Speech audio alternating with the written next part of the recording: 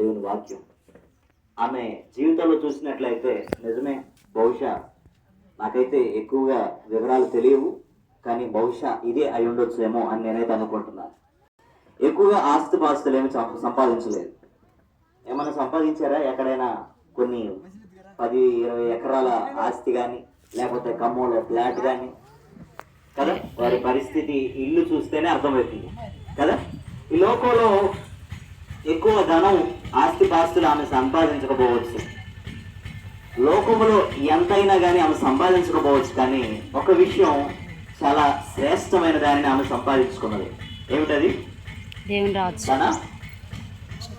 తన ఆత్మను రక్షించు ప్రాణాన్ని ఆమె సంపాదించుకుంది, తన ఆత్మను ఆమె కాపాడుకున్నది.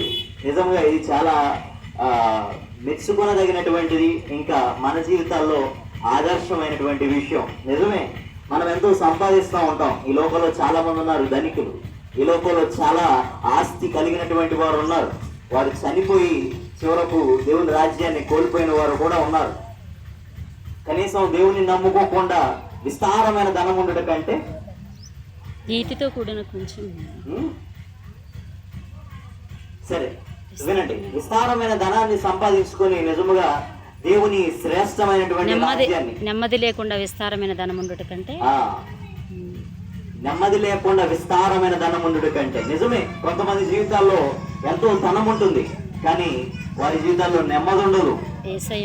వారి యొక్క జీవిత విధానాల ద్వారా వారికి వచ్చే ఫలితం నెమ్మది లేని స్థలమే. ఆ పదం చాలా బాగుంది కదా, నెమ్మది లేకుండా విస్తారమైన ధనం ఉండటం కంటే కదా. ఒక 2 వ్యక్తులు నేను చూపిస్తాను. ఆ 2 వ్యక్తులు చనిపోయారు. సరే కూర్చోండి అమ్మ, కొద్దిగా కుర్చీలు లేని వారికి ఇచ్చేసేయండి. 5-10 నిమిషాల్లో 2-3 నిమిషాలు మీరే తీసుకోకండి దయచేసి. కొన్ని వాస్తవాలు మనం మాట్లాడదాం. పుట్టిన ప్రతివాడు ధనవంతుడు కాకపోవచ్చు, పుట్టిన ప్రతివాడు ప్రజల్లో మంచి పేరు కలిగిన వాడు కాకపోవచ్చు, పుట్టిన ప్రతివాడు అందరికీ పరిచయమైన వ్యక్తి కాకపోవచ్చు, పుట్టిన ప్రతివాడు యవనస్తుడు కాకపోవచ్చు, పుట్టిన ప్రతివాడు వృద్ధుడు కాకపోవచ్చు, పుట్టిన ప్రతివాడు కదా ఉద్యోగాలు సంపాదించకపోవచ్చు, కానీ పుట్టిన ప్రతివాడు చావక తప్పదు, ఖచ్చితంగా చనిపోతాడు కదా. 2 వ్యక్తులు ఉన్నారండి.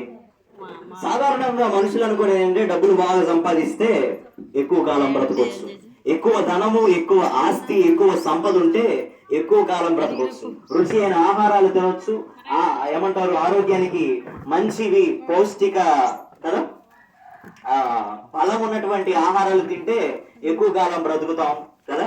ఈనాడు చాలా మంది డాక్టర్స్ కానీ బయట వ్యక్తులు చెప్పేవే బాదం పప్పులు బాగా తినాలి, ఇంకా జీడిపప్పులు బాగా తినాలి, ఎన్ని గింజలు తిన్నా గానీ దేవుడు పెట్టిన దినాలే మన జీవితాల్లో ఆఖరి దినాలుగా ఉంటాయి. దేవుడు పెట్టిన ఆ డేటే పర్ఫెక్ట్ ఫిక్స్ అవుతుంది కదా. కాబట్టి ఈ మధ్యాహ్న కాల సమయంలో కొద్ది నిమిషాలు దేవుని వాక్యాన్ని మనం ధ్యానం చేసుకుందాం కదా. లూకా సువార్తలోని 16వ అధ్యాయము 22వ వచన భాగంలో గుర్తున్నదా? ఎక్కడైనా సాధారణంగా చెప్పే వాక్య భాగం ఇదే. ఆ దరిద్రుడు చనిపోయి దేవదూతల చేత అబ్రహాము రొమ్మున ఆనుకొనుటకు కొనిపోబడెను. ధనవంతుడు కూడా చనిపోయాడు. ఇప్పుడు అర్థమవుతుందా? 2 చనిపోయారండి. ఈ లోకంలో డబ్బు ఉంటే బ్రతుకుతాం అనే గ్యారంటీ లేదు. ఎంత ధనాన్ని సంపాదించినా డెఫినెట్లీ డై, ఏదో ఒక రోజు పోతాడు ఖచ్చితంగా. కాబట్టి చదువుదాం. అప్పుడు అతడు పాతాళములో బాధపడుచు దూరము నుండి అబ్రహామును అతని రొమ్మున ఆనుకొని ఉన్న లాజరును చూచి, తండ్రివైన అబ్రహామా, నా యందు కనికరపడి తన వ్రేలి కొనను నీళ్లలో ముంచి నా నాలుకను చల్లార్చుటకు లాజరును పంపుము. ఏనాడన్నా బ్రతిమాడు అంటారా? ఊర్లో ఉన్న అయ్యగారిని, ఆయన చుట్టూ ఉన్నటువంటి సేవకులను దేవుని దగ్గరకు వచ్చి, దేవుని పాదాల దగ్గరకు వచ్చి, తండ్రివైన నా దేవా, నా కుటుంబం ఆగమవుతుంది, నేను ఆగమైపోతున్నా, నేను చనిపోయే పరిస్థితుల్లో ఉన్నా, నేను నా పాపంలో మునిగిపోయి ఉన్నా, నేను నా ధనాన్ని నమ్ముకొని ధనం మీద వ్యామోహం పెరిగి దేవునికి దూరమయ్యా అని అడుగుంటాడంటారా? ఈ సహోదరులారా, ఇప్పుడు అడగకపోతే అక్కడ ఖచ్చితంగా అడుగుతాం మనం. ఇప్పుడు అడుక్కోపోతే దేవుని సేవకుల దగ్గరకు వచ్చి, దేవుని సన్నిధికి వచ్చి, నీకు చెవులు వినబడుతున్నప్పుడే దేవుని దగ్గరకు నువ్వు రాలేకపోతే ఖచ్చితంగా అక్కడ ఏడుస్తాం. అక్కడ వేదనయు పండ్లు కొరుకుటయు మంట మంట మంట, దాన్ని ఎవ్వరు ఆపలేరు. నేను ఒక పాట రాశాను, నరకమెంత ఘోరమైనదో నీకు తెలుసా ఓ అక్క, భయంకరమైన అగ్నిగుండము, ఎన్నడీ ఆరని మహాగ్నిగుండము, ఎంత అరిచినా నీ అరుపులకు ఫలితముండదు, ఎంత బాధపడ్డా నీ బాధ బాపు వారుండరు. ఏంటంట, ఎంత అరిచినా నీ అరుపులకు ఫలితం ఉండదు. ఆ అరిచేదేదో ఇక్కడే అరు, నీ కుటుంబం కోసం ఏడు, నీ పాడైపోతున్నటువంటి నీ పాప జీవితం కోసం ఏడు. ఆ ఏడుపు లేదో ఇక్కడే ఏడిస్తే అక్కడ ఏడవలసిన పనుండదు. ఈ ధనవంతుడు కదా వేదన కలిగినటువంటి ఆ స్థలంలో మిక్కిలు బాధపడుతున్నాడు కదా. నాలుక మీద ఒక్క చుక్కేయా చాలు, ఒక్క నీటి చుక్కేయని చెప్పేసి కేకలేస్తున్నాడు కదా. ఒక్క అవకాశం ఈ చాలు అని నీకు ఎన్ని అవకాశాలు ఇచ్చాడు దేవుడు. నిజమే, భారతమ్మ గారి జీవితంలో దేవుడు ఎన్నో అవకాశాలు ఇచ్చాడు. సగం వయసు వరకు బహుశా ఆమె ఉపయోగించుకోలేదేమో, కానీ వృద్ధాప్యంలోకి వచ్చాక ఆమె దేవుని తెలుసుకున్నది. నిజమే, సాధారణంగా మైక్ స్విచ్ బంద్ చేసి ఇలా మాట్లాడుతుంటే వినే చెవులు నీకున్నాయి, కానీ ఆమెకు మైక్ లో తప్ప, పెద్దగా మాట్లాడితే తప్ప ఆమెకు వినే చెవులు లేవు. నీకు మైక్ లో కాదు, మామూలు మాట్లాడినా వినపడతాయి. మైక్ శబ్దం ద్వారా ప్రతి ఆదివారం 3-4 మందిరాలు ఉన్నాయి మన గ్రామాల్లో కదా.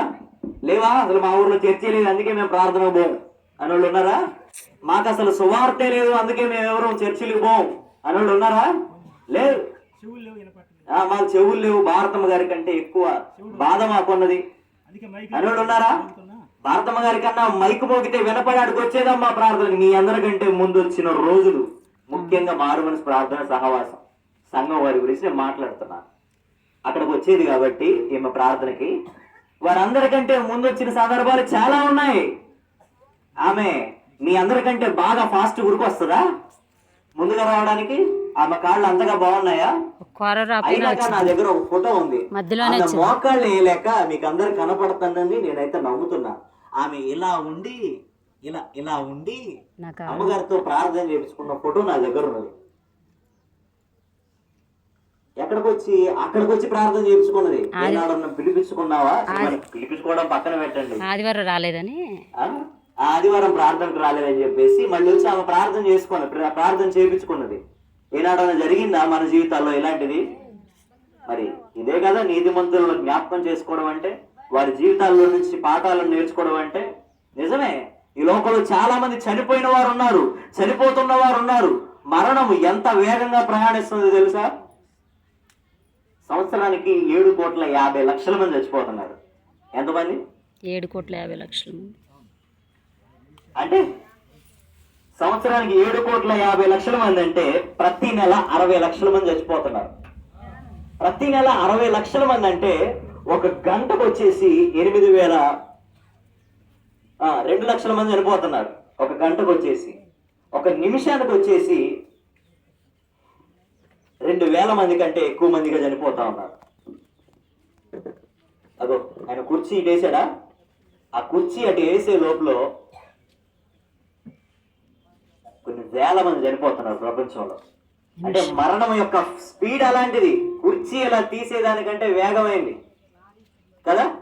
ఎంతో ఫాస్ట్ గా మరణం శరవేగంగా మనుషుల్లోకి వస్తా ఉన్నది. కానీ మనిషికి తెలియట్లా, నాకు ఇక సమయం లేదు, నేను ఇప్పుడే చనిపోతే ఆ నరకంలో బాధపడతానేమో అనే భయం కలగట్లా. ప్రాముఖ్యంగా మీకు ఈ విషయాన్ని తెలియజేయాలనుకుంటున్నాను. ఎవరైనా చనిపోతే అది బాధనా లేకపోతే సంతోషమా? సంతోషం అనే దానికంటే నష్టమా లాభమా? నష్టమా లాభమా? ఇప్పుడు ఉన్నవారు చెప్పగలరా నేను ఒకవేళ చనిపోతే అది నాకు లాభమని? లాభమే. దేవునిలో ఉండి ఆత్మీయతలో దేవుల్లో ఉన్నప్పుడు ఎవరికైనా లాభమా? దేవునిలో ఉండి చనిపోతే లాభమే. ఈరోజు చాలా మంది మన భారతమ్మ గారు చనిపోయిన తర్వాత కదా కనీసం ఇక్కడికి వచ్చి కూర్చొని ఆమెను జ్ఞాపకం చేసుకోకపోవడం సరే కొంత బాధాకరం. వారు ఏ పనులు ఉన్నారో నాకైతే తెలియదు, కానీ వారిని జ్ఞాపకం చేసుకోవడం, చనిపోయిన వారిని జ్ఞాపకం చేసుకోవడం చాలా బాధాకరం కదా. అయితే దేవుని వాక్యం సెలవిచ్చేది ఏంటంటే యెహోవా భక్తుల మరణం అట 116వ కీర్తన 15వ వచనంలో రాసింది. యెహోవా భక్తుల మరణం అట విలువగలదట. తన ఎవరి దృష్టికి? దేవుని దృష్టికి విలువగలది. దేవుని దృష్టికి చాలా విలువగలది. నిజమే. ఒక లోపం ఉన్నవారు కాబట్టి, చెవులు సరిగా వినపడవు కాబట్టి, ఆమె వినపడ్డా వినపడకపోయినా ఇలా వచ్చేసి చేతులు కదిలించడం, ఇలా అంటాం చాలా సందర్భాలు ఉన్నాయి. మీ దగ్గరికి ఎప్పుడు రాలేదా? వచ్చిందా? ఎన్నిసార్లు అనుకున్నావు తొందరగా వెళ్ళిపోతే బాగు, ఏదో ఒకటి సైగ చేసి తొందరగా అని చెప్పేసి వెళ్ళిపోతే బాగు కదా. చాలాసార్లు అనుకున్నాం కదా. ఎవరిని? భారతమ్మ గారిని. నేనైతే అనుకోలే, దేవునికి భయపడ్డా ఖచ్చితంగా. అనుకోలేదా? ఇప్పుడు మీరు అనుకోలేదా? మా దగ్గర కంటే ప్రతిరోజు ఆమె వచ్చేదే దాదాపుగా చాలా సార్లు. నేను లోపలికి ఏం చెప్పినా మేము వింటానే ఉండేవాళ్ళం. నేను చెప్పేది కొన్నిసార్లు అర్థం కాక అపార్థం చేసుకున్నా గానీ దాన్ని అర్థమయ్యే రీతిలో చెప్పడానికి చాలా ప్రయత్నాలు చేశాం. ఎందుకంటే మంచోళ్ళు అయితే అట్నే లోపల పోతారా అని దేవుని గద్దింపు ఉండేది మాకు. సరే, నేనేమంటానంటే ఈ రోజున చాలా మంది ఈ స్థలానికి రాలా. ఎందుకు రాలా? మన ఊర్లో లేక కాదు, ఆమె అసలు గుర్తు లేక కాదు, ఈ మైక్ వినపడక కాదు, ఈరోజు కార్యక్రమం తెలియక కాదు. కానీ ఎప్పుడు వస్తామో తెలుసా? మనమంతా ఎప్పుడు వస్తారో తెలుసా? బైబిల్లో ఒక మాట రాసింది. 13వ అధ్యాయము లూకాసు వార్త 23వ వచనంలో అక్కడ ఒక వ్యక్తి అడుగుతాడు, అయితే రక్షింపబడేవారు కొద్దిమంది అయినా అంటాడు. అప్పుడు చెప్తారు యేసుప్రభువు వారి సమాధానం. చదువుదాం ఒకసారి. లూకాసు వార్త 13వ అధ్యాయం 23-24 వచ్చిన భాగాలు. ఒకడు ప్రభువా రక్షణ పొందువారు కొద్దిమంది అయినా. అవును, వాక్యం వినేవాళ్ళు కొద్దిమంది, ప్రార్థనలకు వచ్చేవాళ్ళు కొద్దిమంది, కానీ మిగతా కార్యకలాపాల్లో పాల్గొనేవారు వరుసగా ఉంటారు, చాలా గుంపులుగా ఉంటారు, పెద్ద జనాభాగా ఉంటారు. కానీ దేవుడు నీకు ఇస్తున్న అవకాశం, కొద్దిమందిగా ఉన్న మనలో, కొద్దిమందిగా ఉండే దేవుని సంఘములో రక్షింపబడే గుంపు ఉంటుంది, ఎత్తబడే గుంపు ఉంటుంది మరణం తర్వాత. ఇప్పుడు చదువుదామా ఏమంటున్నాడు మరి? ఇరుకు మార్గమున ఇరుకే. ఆ ఎండలో ఆ టెంట్ కింద కూర్చుంటాం, ఒకటి చెమట్లో పోతుంటే ఆ భోజనాలు అయ్యేటప్పుడు పోయి అలా కూర్చొని ఒక మాట కనపడి రావచ్చులే అనుకున్న వాళ్ళు చాలా మంది ఉంటారు. కానీ దేవుడు చెప్పేది ఇరుకు మార్గాన్ని ప్రవేశించడం. అవును, కాళ్ళు నొచ్చిన దేవుని వాక్యం వినాలి, చేత కాకపోయిన దేవుని వాక్యం వినాలి, ఆకలి అవుతున్న దేవుని వాక్యం వినాలి. అలాంటి వారే మరి కొద్దిమంది అంటే, అలాంటి వారే మరి రక్షించబడేవారంటే కదా. సరే, అయితే ఇందాక అడిగిన ప్రశ్న గుర్తున్నదా మరి? ఎంతమందికి లాభం చావంటే? బైబిల్లో ఒక భక్తుడు చెప్పాడు ఏమని? నా మట్టుకు బ్రతుకుట క్రీస్తే, బ్రతుకుట క్రీస్తే, చావైతే లాభము. చావైతే లాభం. అవును, బ్రతుకుట క్రీస్తే అంటే ఏంటి? చాలా మంది తెలియదు దీని అర్థం. క్రీస్తు కోసం డైలాగ్ చెప్పుకోవడానికి బాగుంటది కానీ అనుకుంటారు, కానీ చాలా మంది తెలియదు దీని అర్థం. అర్థమైందా? బ్రతుకుట క్రీస్తే అంటే అర్థం ఏంటి? ఇక బ్రతికేది క్రీస్తు కోసమే, క్రీస్తు కోసమే. జీవించుచున్నది నేను కాదు, నాలో క్రీస్తేసే అని అర్థం. నిజమే, ఆమె బ్రతికినన్నాళ్ళు, చాలా వరకు ఆమెను దేవుని తెలుసుకున్నన్నాళ్ళు ఆమె దేవుని కోసం బ్రతికింది, కాళ్ళు సహకరించకపోయినా. అవును కదా? కాళ్ళు ఒకసారి ఇరిగింది అనుకుంటా కదా, కింద కూర్చొని ప్రార్థన చేసి కుర్చీలో కూర్చొని. కాళ్ళు ఎప్పుడైనా ఇరిగినాయా? పోనీ ఇరిగిన వాళ్ళే ఉన్నారు అనుకుందాం ఎక్కడైనా. కింద మోకరించి ప్రార్థన చేసి లేచి కుర్చీలో కూర్చునిద్ది. అలా కాలు ఇరిగినా కూడా, ఇబ్బంది ఉన్నా కూడా మోకాళ్ళు లేసి ప్రార్థన చేసి మళ్ళీ లేచి కుర్చీలో కూర్చొని సంఘంలో కదా. దేవుని మీద ఎంత ఆశ మరి, ఎంత ఆసక్తి. అన్నీ ఉన్నాయి, కాళ్ళు ఉన్నాయి, చెవులు ఉన్నాయి, కళ్ళు ఉన్నాయి, పళ్ళు ఉన్నాయి, నాలుగు ఉన్నది, పాటలు పాడటానికి, మాటలు మాడటానికి, ఇతరులు తిట్టడానికి నోరు ఉంది, కానీ పాటలు పాడటానికి నోరు లేదు. ఇతరులు సర్కస్ల దగ్గరికి, పనికి మాల చోట్ల దగ్గరికి, వాళ్ళు కొట్టుకుంటుంటే చూడటానికి, వాళ్ళు బూతులు మాట్లాడుతుంటే వినడానికి చెవులు ఉన్నాయి, కానీ ఇక్కడికి మాత్రమే కాదు, ప్రార్థనలు జరిగే స్థలాలకు వచ్చి వినడానికి చెవులు లేవు, కాళ్ళు లేవు. ఏమన్నదో తెలుసా? అలాంటి వారిని బైబిల్లో ఏమంటుందో తెలుసా? కొలసీలకు రాసిన పత్రిక లేదా ఫిలిప్పీలకు రాసిన పత్రిక 3వ అధ్యాయం 19వ వచన భాగంలో, నాశనమే వారి అంతము, వారి కడుపే వారి దేవుడు, వారి కడుపే వారి దేవుడు. వారికి దేవుడు అవసరంలా, కానీ వారి అంతము ఎలా అవుతుందట? నిజముగా అంతం అనే పదం చాలా ప్రాముఖ్యం అక్కడ. అంతం అంటే ఏమిటి? జీవిత ముగింపు, మరణం. ప్రసంగి గ్రంథములు 7వ అధ్యాయము 6, 7 ఆ వచ్చిన భాగాల్లో రాస్తున్న మాట, కార్యారంభము కంటే కార్యాంతము మేలు. ఇంకా మొదటి 2 వచనాల్లో సుగంధ తైలము కంటే మంచి పేరు మేలు అన్న తర్వాత ఒకని మరణ దినము కంటే జనన దినము కంటే ఒకని మరణ దినమే మేలు, ఒకని మరణ దినమే మేలు. ఒకడు పుట్టుట కంటే చచ్చుట మేలు, ఒకడు చనిపోవటే మేలు. అవును, పుడుతున్నాడు. ఎందుకు పుడుతున్నాడు? పాపాలు చేయడానికి. మనిషి ఎందుకు పుడుతున్నాడు చెప్పండి అమ్మా? ఎందుకు? పుట్టగానే ఇక ఫస్ట్ రోజు నుంచి చనిపోయేంత వరకు ఇక అన్ని నీతి కార్యాలే చేస్తాడు ఆ మనిషి. యేసు ప్రభువుకు సాధ్యం అది కదా. పుట్టిన కాడ నుంచి మరణించేంత వరకు, మరణించి తిరిగి లేచేంత వరకు ఏ పాపము లేనివాడు, నాలో పాపము లేదని నిరూపింపగలవాడు ఎవడని నేను సవాల్ చేసిన ఏకైక వ్యక్తి యేసుక్రీస్తుల వారు. కాబట్టి మనిషి ఎందుకు పుడుతున్నాడు? పాపాలు చెప్పండి.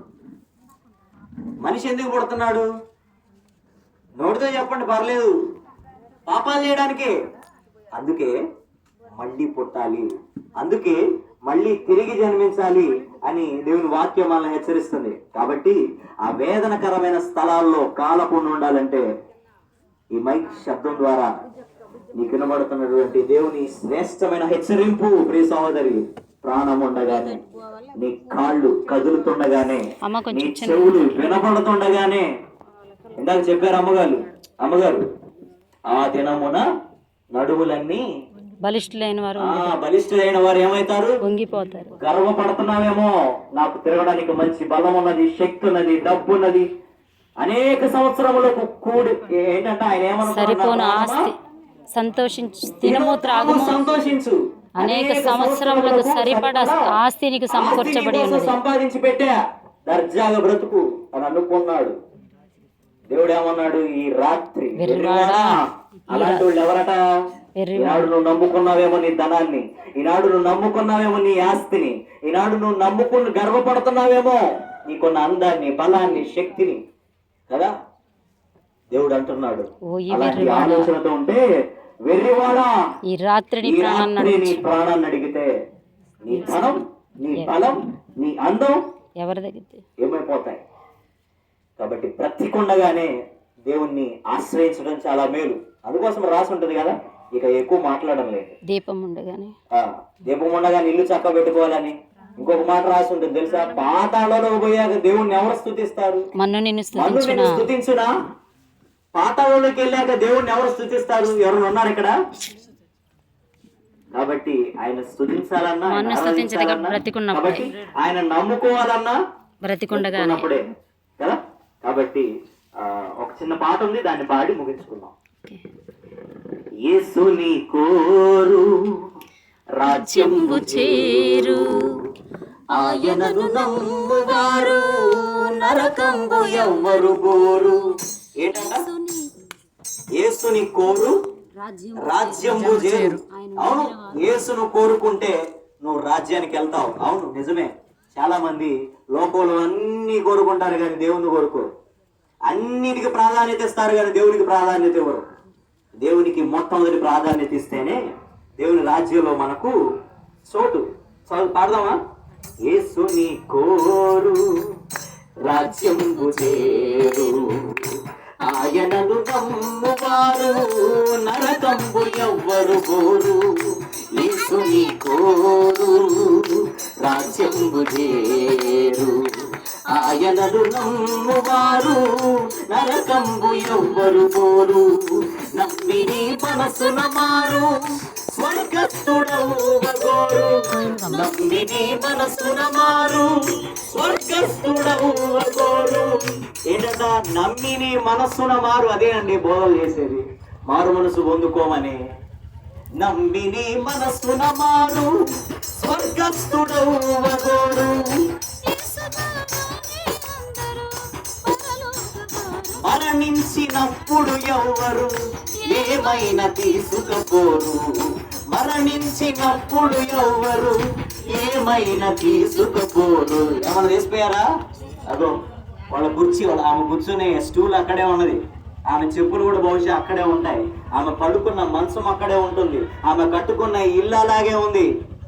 ఆమె ఏమీ తీసుకుపోలా, దేవుని రాజ్యాన్ని తప్ప కదా. తన ఆత్మను తనతో పాటు ఎక్కడ తీసుకెళ్ళింది? దేవుని రాజ్యంలో తీసుకెళ్ళింది. కాబట్టి విశ్వసించు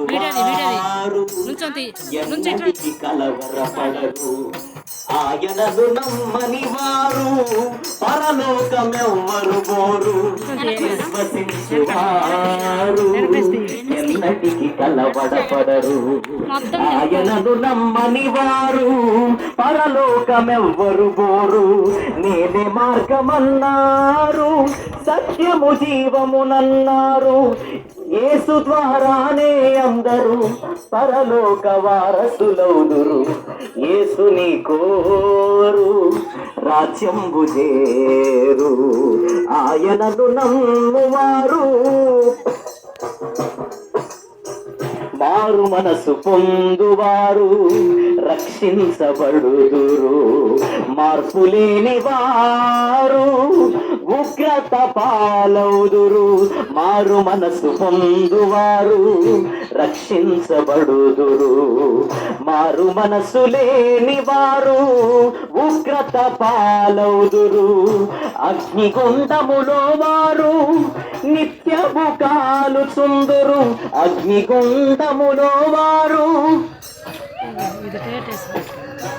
యేసు మాట విన్నవారు నిత్య జీవము పొందెదరు. క్రీస్తు మాట విన్నవారు నిత్య జీవము పొందెదరు. యేసుని కోరు రాజ్యంబు చేరు. ఆయనను నమ్మువారు నరకంబు ఎవ్వరు పోరు. నమ్మిని మనసున మారు స్వర్గస్థుడవుగోరు. నమ్మిని మనసున మారు మరణించినప్పుడు ఎవ్వరు ఏమైనా తీసుకుపోరు. మరణించినప్పుడు ఎవ్వరు ఏమైనా తీసుకుపోరు. యేసుని కోరు రాజ్యంబు చేరు. ఆయనను నమ్మువారు నరకంబు ఎవ్వరు గోరు. ప్రార్థన చేసుకుందాం. పరిశుద్ధుడా గొప్ప దేవ, మీ శ్రేష్టమైన పాదాలు పొందాను తండ్రి. రాజా, నిజమే నీ రాజ్యంలోకి తండ్రి నాయన నీ బిడ్డగా నాయన భారతమ్మ గారిని మీరు చేర్చుకున్నారు తండ్రి. వారు బ్రతికి ఉన్న కాలమంతా నాయన అయా నిజముగా నిన్ను విశ్వసించి తండ్రి అయా ఆఖరి దినాల్లో కూడా నీ అందరి విశ్వాసముతో నిజమే ప్రభువా సడన్ గా ఆమె మా నుంచి దూరం అయ్యారు. అంతకు ముందు వారం కూడా నీ సన్నిధిలోకి నాయనా వారు ప్రభువా బల్లారాధనలో పాల్గొన్నారు. నిజముగా తండ్రి మా జీవితాల్లో ప్రాముఖ్యముగా వారిని మేము ఆదర్శవంతంగా తీసుకొని మా మరణము వరకు కూడా నాయనా నమ్మకంగా జీవించడానికి నీ సన్నిధిని విడవకుండానట్లు నాయనా ఆ అవకాశాన్ని నాయనా మాకు దయచేయండి. నిజంగా భారతమ్మ గారి లాగా మీ అందరి విశ్వాసాన్ని మేము కలిగి ఉండడానికి సహాయం చేయండి. ఎన్న వాక్యం తండ్రి ఏమాత్రం వ్యర్థంగా పోకుండా మా అందరి హృదయాల్లో నివసింపజేయండి.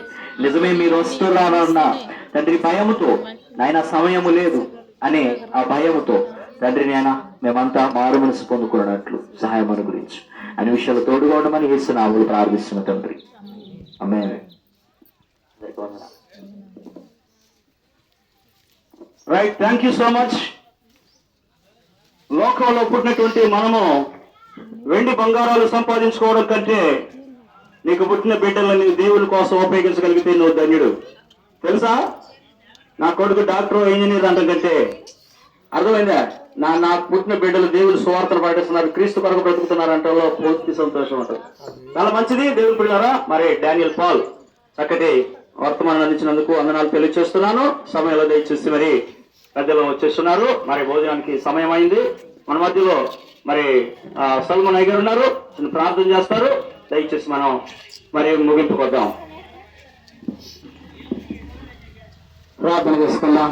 పరిశుద్ధుడా ప్రేమ గల తండ్రి, నీ ఘనమైన నామమును బట్టి నేను ప్రార్థిస్తుండగా దేవా, అవునైనా అనేక రీతులుగా తండ్రి ఈ దాసుల ద్వారా, వాక్యము ద్వారా, అనేక కూటముల ద్వారా మీరు మాట్లాడుతున్నారు తండ్రి.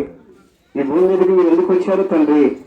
మాకు నాయన ఈ యొక్క అశాశ్వతమైన రాజ్యమే కాకుండా శాశ్వతమైన రాజ్యాన్ని ఒక సమకూర్చాలని ప్రభు భారతమ్మ గారు జ్ఞాపకార్థ కూడికలో నిన్నటువంటి మూలపాఠము తండ్రి, దుర్దినములు రాక ముందే నాయన ఆ బాల్య దినములందే ప్రభు సృష్టికర్తను జ్ఞాపకం చేసుకుని రక్షణ పొందమని అమ్మగారు చెప్పిన రీతిగా తండ్రి. రెండవది నాయన, ధనవంతుడు భేదవాడు తండ్రి ప్రభు, ధనవంతుడు లోకములో అయా నాయన తన ఇష్టానుసారముగా జీవించినప్పటికీ ఇద్దరు చనిపోయిన ఆయన.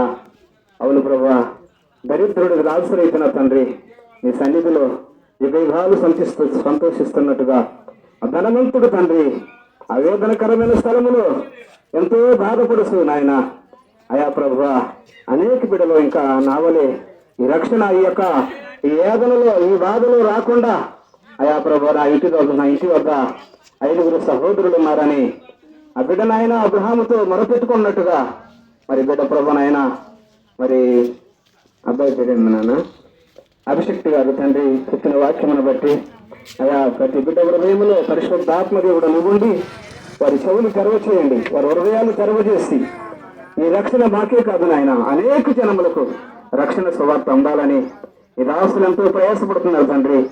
కాబట్టి నాయన మరి భారతమ్మ గారు మరి తన భర్త నేను వెరకకుండా చనిపోయారు.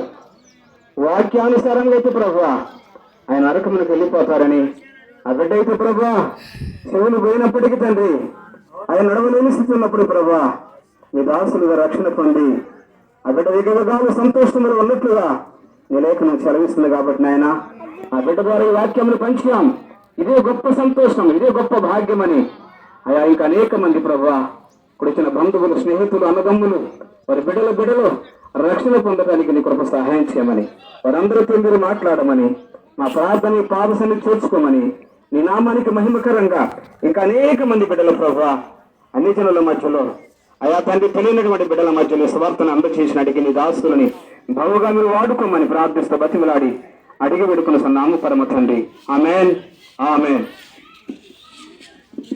చాలా మంచిది దేవుని ప్రియులారా, ఇప్పటివరకు చక్కగా ఓపికగా మీరు కూర్చున్నారు. నిజమే, దేవుడు అంట ఎవరి పక్షాన ఉంటాడంట చెప్పండి.